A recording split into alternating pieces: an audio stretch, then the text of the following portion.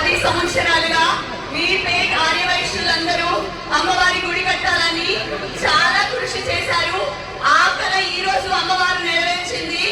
మన సవితా ఇంద్రారెడ్డి గారు ధర్మ నిరతి కలిగిన వ్యక్తి.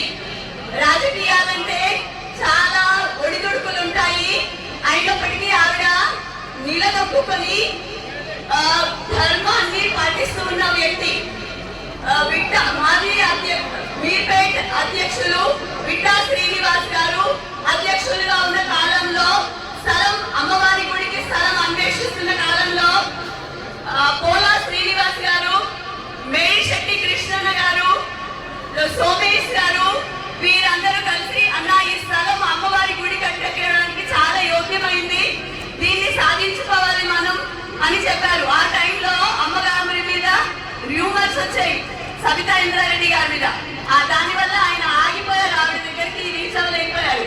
ఆ సమయంలో ఆలస్యం ఆశాభంగం అని గోవర్ధన్ రెడ్డి గారు ఇనిషియేట్ తీసుకొని అర్ధరాత్రి ఫోన్ చేసి